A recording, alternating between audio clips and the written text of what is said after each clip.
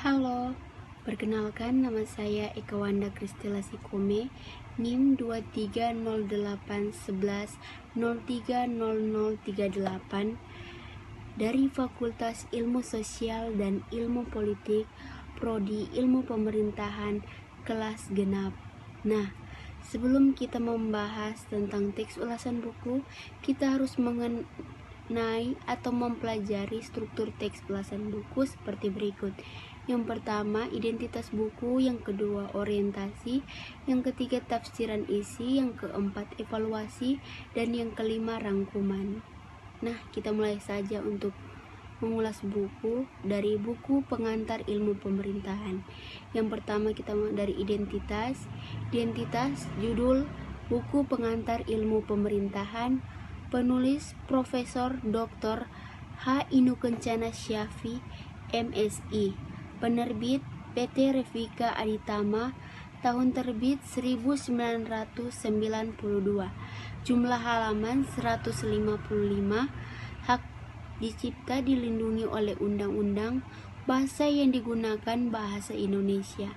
ISBN 97980206993. Genre mikro. Dan orientasi.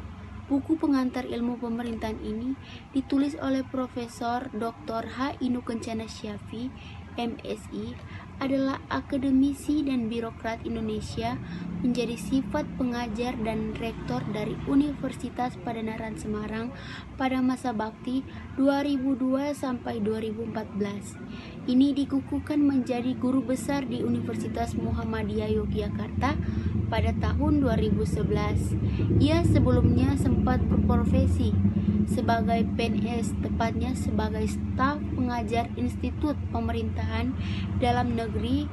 Titik ini Kencana berusia 69 tahun. Penulis ini dikenal atas pembongkaran kasus kekerasan kampus IPDN, masih terasa hingga saat ini. Selain sebagai dosen, Inu Kencana juga dikenal sebagai penulis buku aktif hingga saat ini. Buku ini bersifat pengantar untuk memasuki keilmuan pemerintahan yang begitu luas dan sudah dibicarakan para ahlinya sejak zaman Yunani dan Romawi kuno di Eropa, zaman India dan Tiongkok kuno di Asia.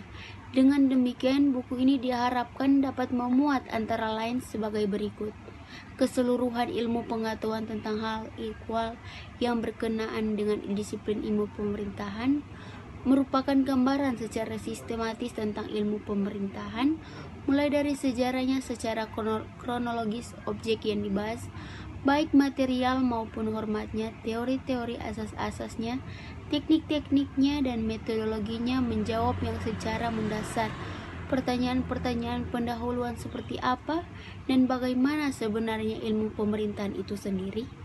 Dengan ketentuan tersebut di atas, maka setiap buku pengantar diharapkan akan menjadi dasar atau basis dan suatu disiplin ilmu pengetahuan.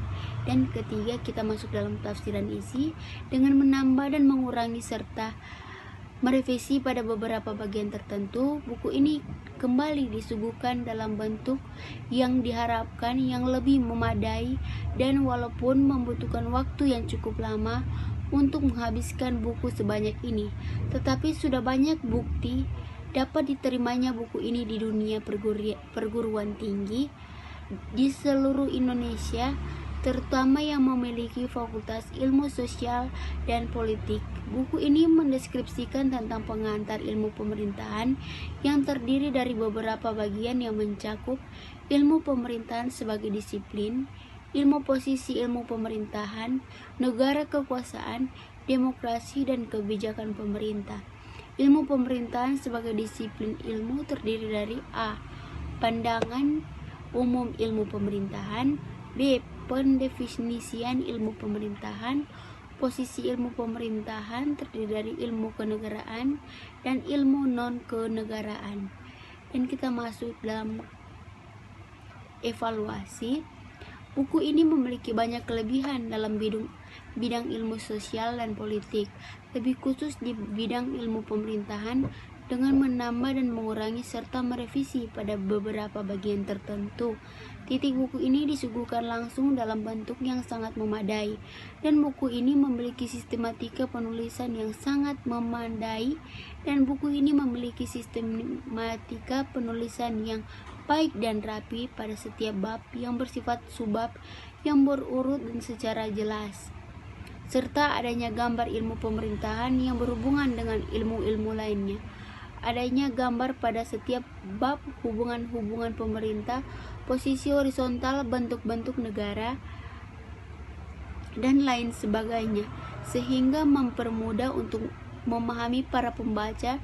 Dan juga keunikan dari buku berbeda dengan buku pengantar ilmu pemerintahan yang lainnya yang mengambil dari satu referensi, dari satu ahli atau satu sumber saja, melainkan buku ini dari beberapa sumber dari barat, Islam, bahkan ahli-ahli dari Indonesia.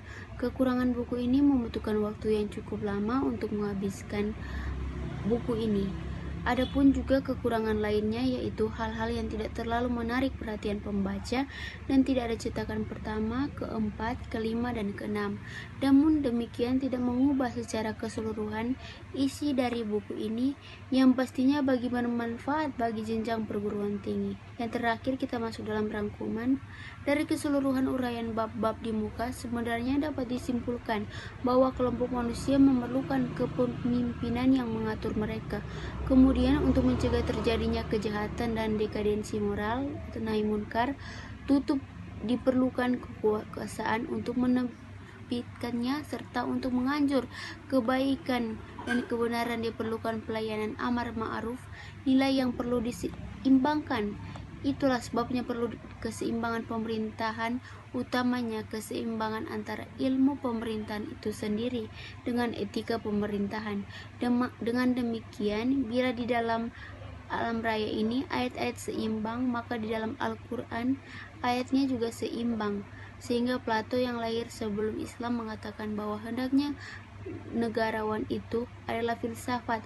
Oleh karena itu, sebagai lanjutan buku ini, penulis menerbitkan pukulan lanjutan yang insya Allah berjudul Filsafat Pemerintahan. Demikianlah video pembelajaran tentang ulasan buku. Sekian dan terima kasih.